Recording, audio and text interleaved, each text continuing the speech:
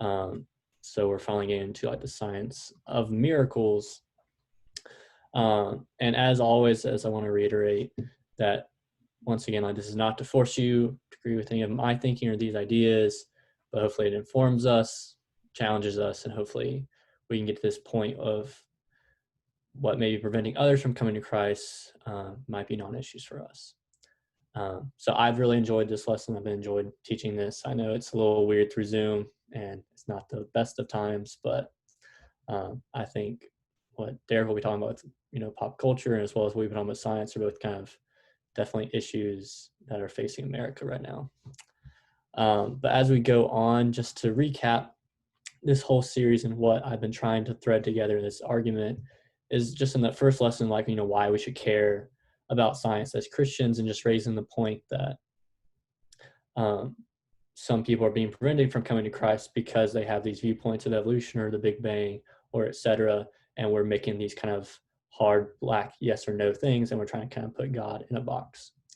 And then we kind of expanded that going into how the universe started, and we kind of resolved the conflict of faith and science with saying, it doesn't take much to say God can speak the universe to existence, but do it through the Big Bang or do it through another means that does correlate with what science says.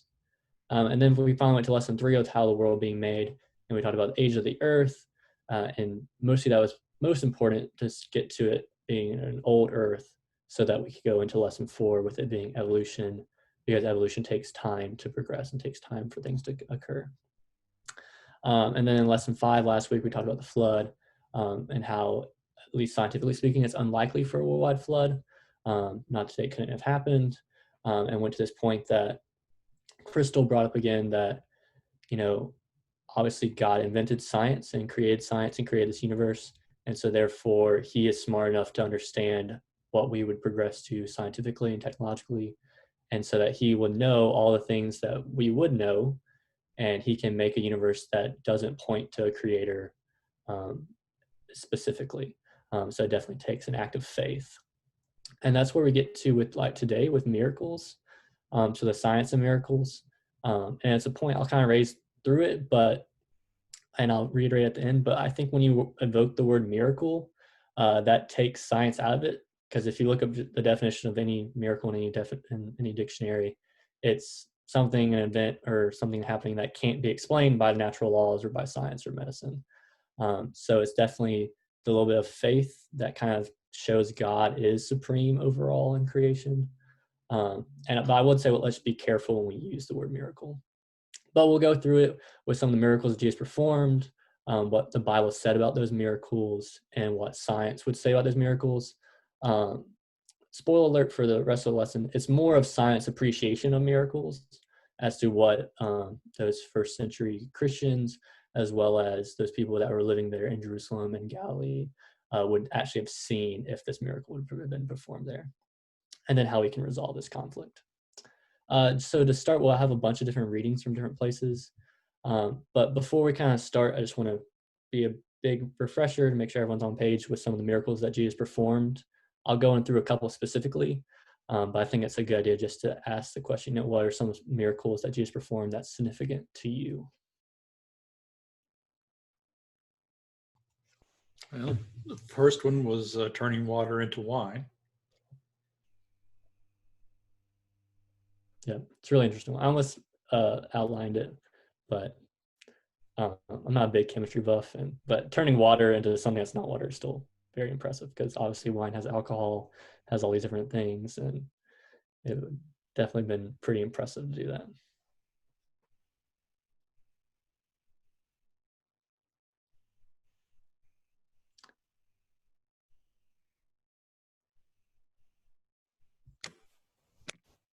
One that has always stood out to me is healing the blind man. I think because I've got challenged eyesight, and seeing how science has progressed over time, to glasses, to contact, to LASIK, and all that kind of stuff.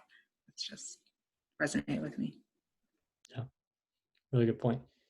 I'll go into it a little bit, but I always like those as well.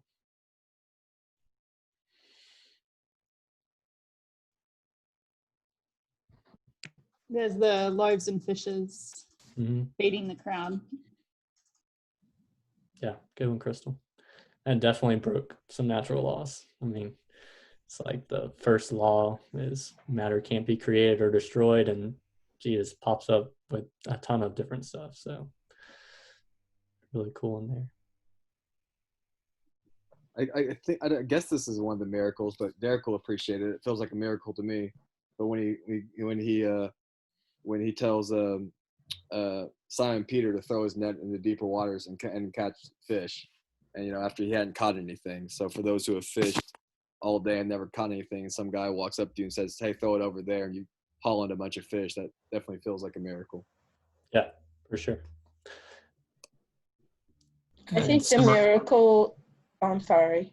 Go I think ahead. the miracle is from when he fed the 5,000 people.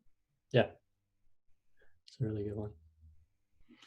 And similar to the one Adam mentioned, when he says to go get the fish, and in it you'll find this coin that we can pay the taxes with. Yeah. Pretty What are the remarkable. odds of that happening? Right.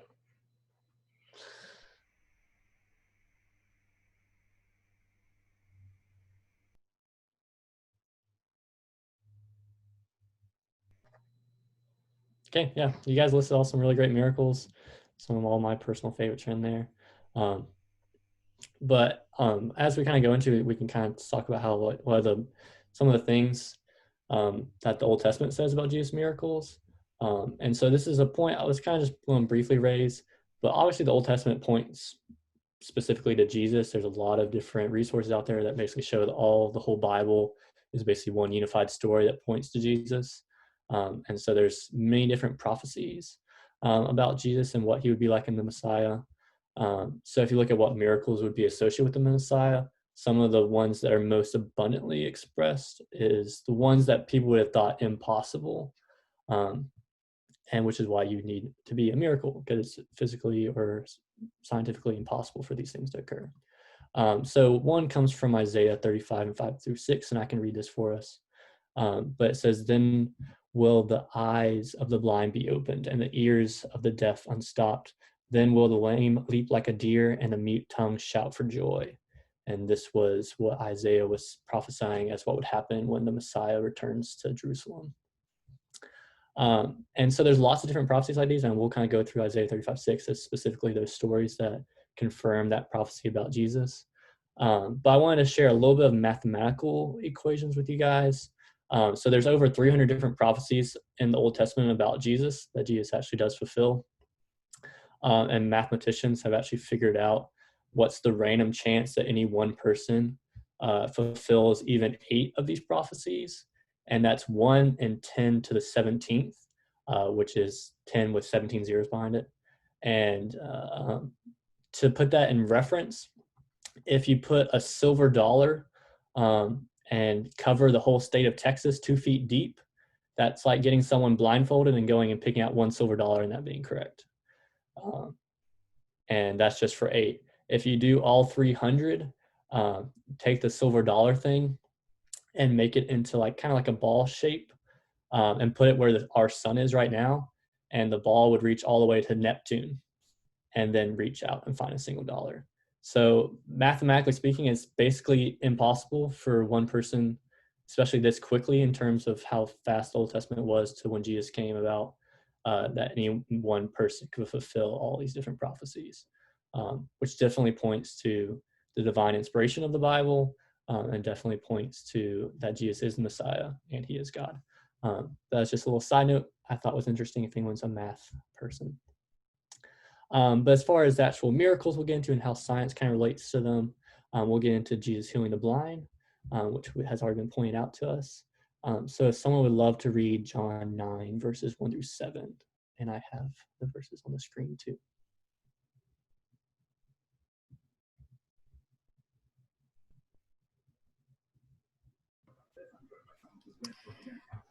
As he went along, he saw a blind man blind from birth. His disciples asked him, "Rabbi, who sinned, this man or his parents, that he was born blind?"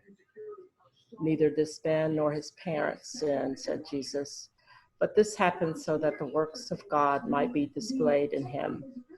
As long as it is day, we must do the works of him who sent me. Night is coming when no one can work. While I'm in the world, I am the light of the world. After saying this, he spit on the ground, made some mud with the saliva, and put it on the man's eyes. Go, he told him, wash in the pool of Siloam. This word means sent. So the man went and watched, and he came home seeing. Thank you.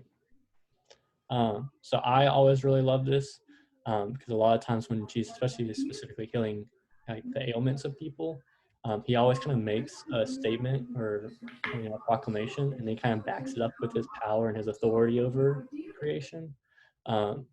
So like, he says this thing about doing the works of God, all these different things.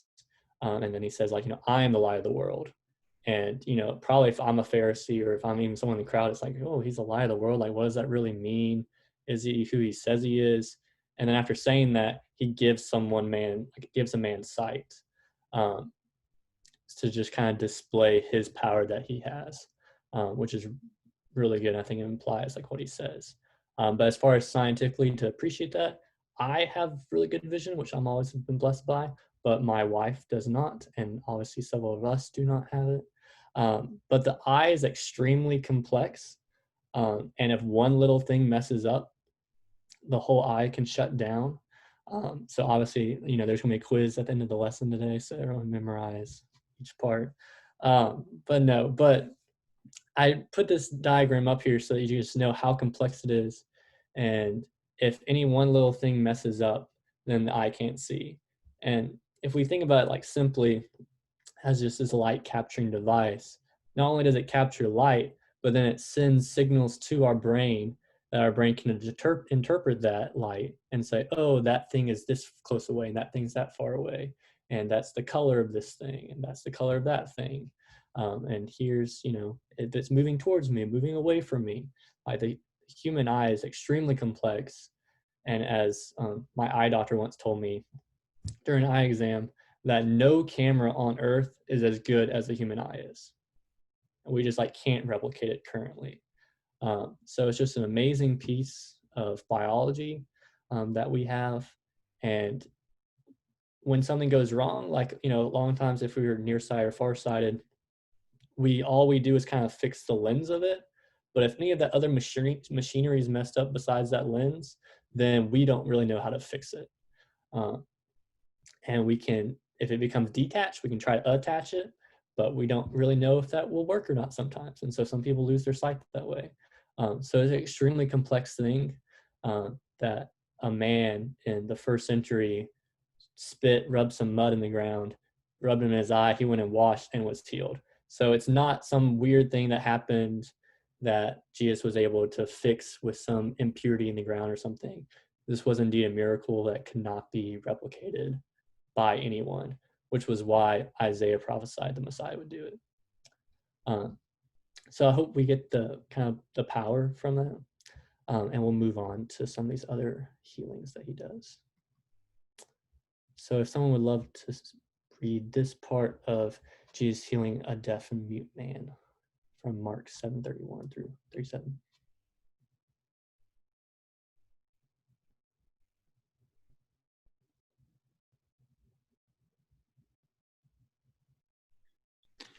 Then Jesus left the vicinity of Tyre and went through Sidon, down to the Sea of Galilee and into the region of the Decapolis. There some people brought to him a man who was deaf and could hardly talk, and they begged Jesus to place his hand on him. After he took him aside, away from the crowd, Jesus put his fingers into the man's ears. Then he spit and touched the man's tongue.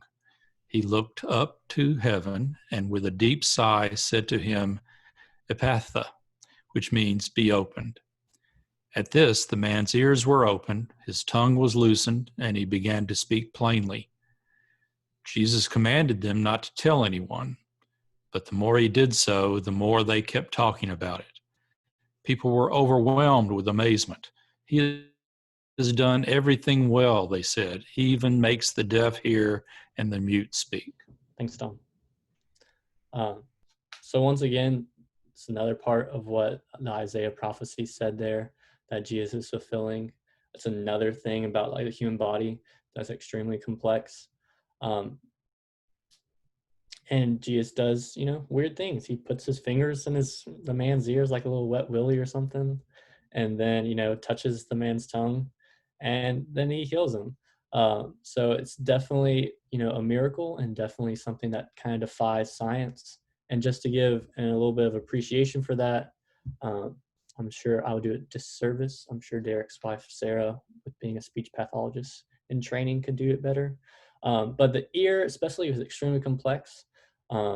Basically, if you kind of think about it simply, it's basically a funnel that brings in sound waves and then vibrates a little small bone, and then that we can actually interpret those waves and be able to understand that it's sound, which is just really fascinating to me.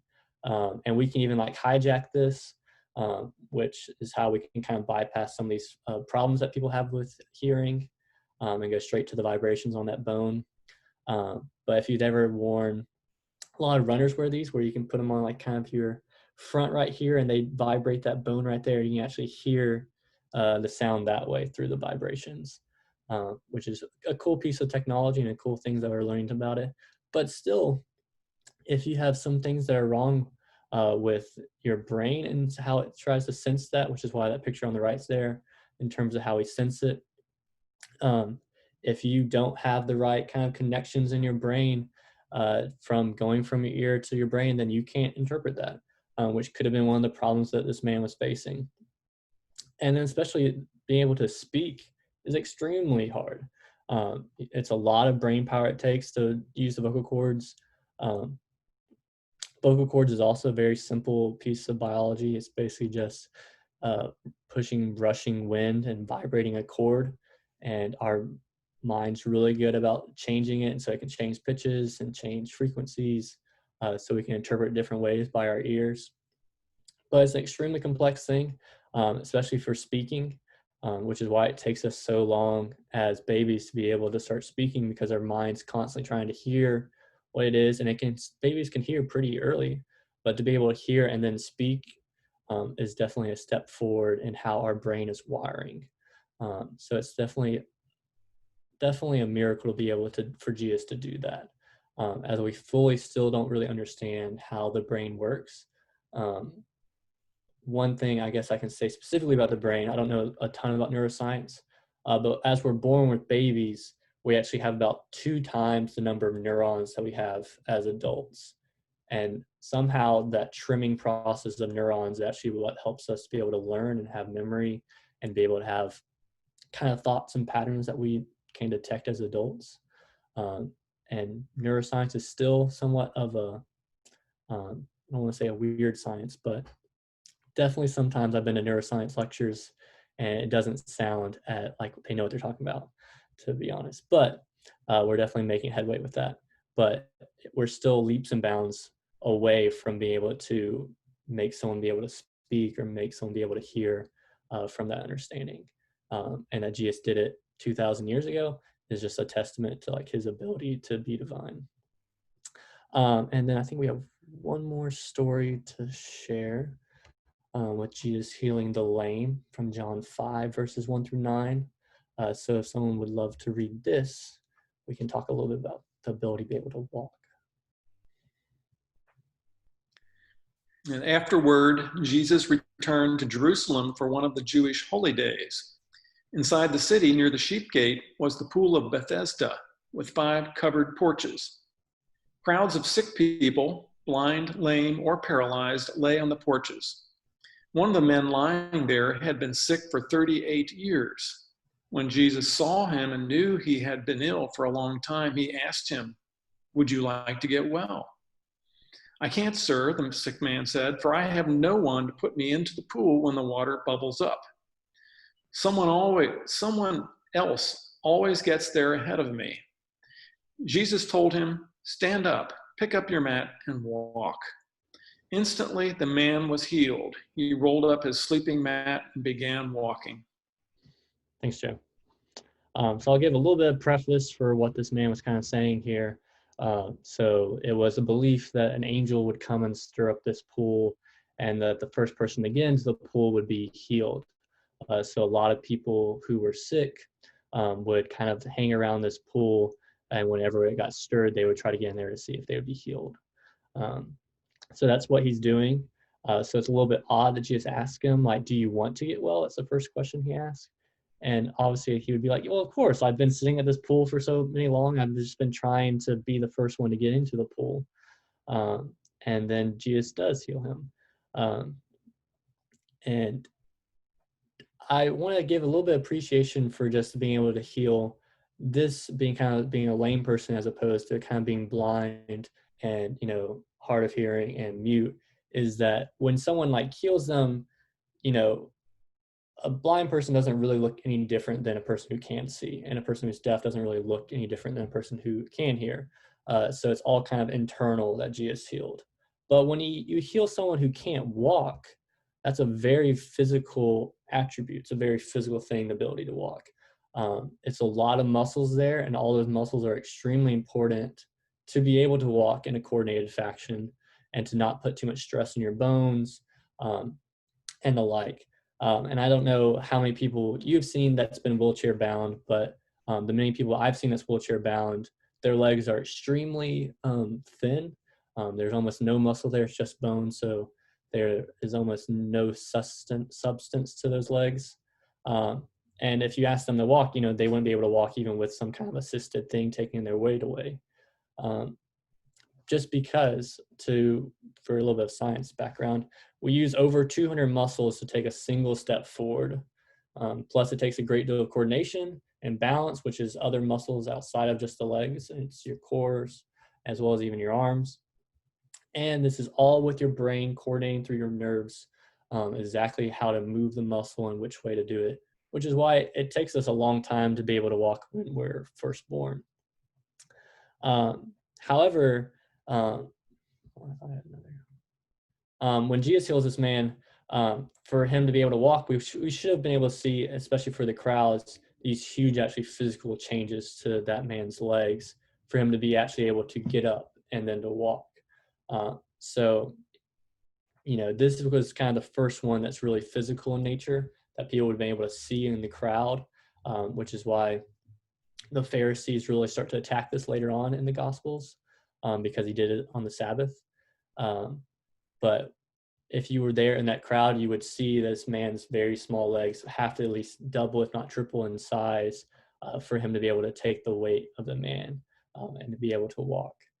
So this is one of the first ones that he does. It's very physical nature that the crowd would have seen and been like, holy cow, like this is truly a divine act and a miracle for this man to be able to walk. So I know that was a little fast, but hopefully that gives you all an appreciation of just what the science is, and that these are things that we can't even do today, and it might be decades, if not centuries, for us to be able to do it by scientific means. And this man in the first century is walking around doing basically nothing to these people and completely healing them, which either means it's basically all a fake, and these people really could do all these things and they're just lying, or that Jesus is God, which is basically what it comes down to with taking that faith. So I just want to get to kind of the last point, and then I'll have one question where we can kind of talk about all this. So how can this conflict be resolved if you think like, oh, science says miracles can't happen because everything has to happen in this order of events, and faith says, oh, miracles can happen? Basically, in short, it is my personal belief that it cannot be resolved. And as the point Crystal was bringing up from last week, I think it gets to the point that it takes faith. All these things that happen that we consider miracles, it takes faith to believe it, and science can't explain it.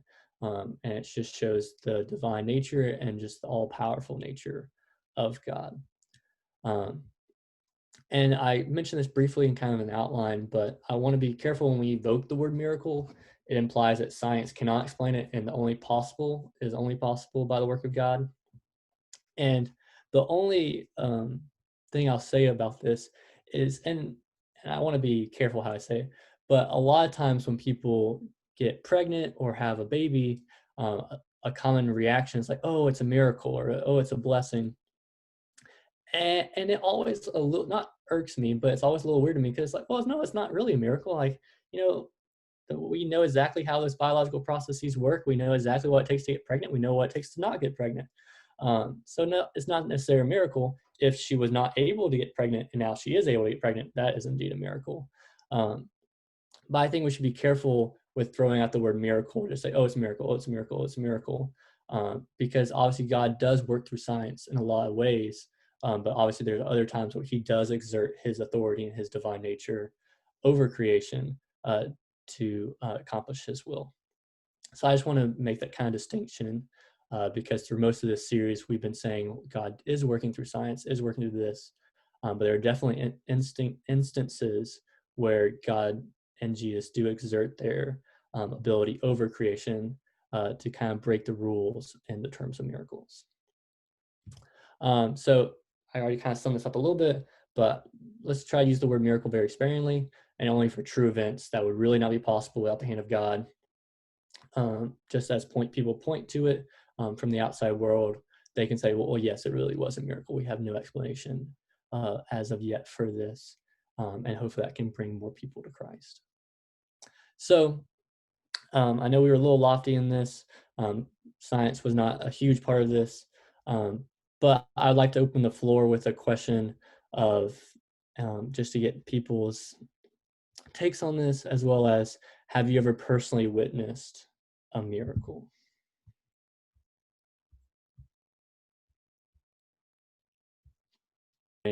Sharing, but I think it's important to recognize the fact that science only does get us so far. And I think science definitely points us to Christ and points us to the possibility that this universe has a divine origin and there is a divine being looking out for us. But it doesn't get us all the way there, and that's what takes faith. But I think the Bible and the miracles in the Bible, as well as miracles today, really still point to the divine nature of it all. So I'll share two real fast, and I can ask one more question. So one of my stories, one's natural and one's kind of supernatural. So I grew up in Alabama, and we're in Tornado Alley, so we always have a ton of tornadoes. And we had a tornado drill, I thought, and then they're like, oh, it's maybe like, maybe some bad storms coming in. And we're down there for a while, and there's tornadoes ripping through, but no one's getting very close to our school. And all of a sudden, the wind starts picking up, and I look outside, and I see a Ford F-150 start to move, and I get freaked out. So I gather some of my friends, and we start praying. And I know later that a lot of people around the school started to pray. And then basically, the tornado came through, hit the teacher's parking lot, and then skipped and went over the school, over the student parking lot, over the football fields, landed in a field and kept going, and no one died. So it was like a really cool story that I was able to witness, because it definitely should not have jumped by any means of natural way it's working. And then the second one is I was on a mission trip in San Francisco, and we were kind of praying with this church and kind of going throughout in the community, helping with the homeless population there. And I was praying with this person, and he was saying, well, I don't really like going to church because every time I go in church, I hear a high-pitched noise in my head. And it's like, well, why do you think that is? Like, why do you feel this high-pitched noise in your head when you walk into a church? And he's like, I don't know. I mean, maybe when I was like 20 or something, I prayed for Satan to enter in my heart. And I'm like, oh, well, like, do you want to pray for Satan to come out of your heart, like through the power of Jesus? He was like, yeah, sure, okay. So we pray for that. And I mean, that's all it was. And then later in the week, we were holding church service, and he shows up, and he's like, hey, like the noise is gone. I was like, oh, like, that's really awesome. And later on, like the director, I emailed him later, and he said, oh yeah, the guy's still coming. He's like really getting connected with the church and stuff. So there's two of my stories that I wanted to share, but all great stories everyone shared.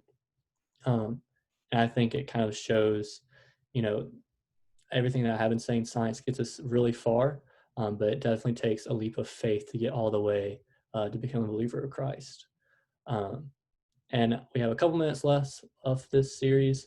So if anyone has any questions they want to raise through kind of looking at the thing as a whole, any questions they have or any concerns, we can talk about them.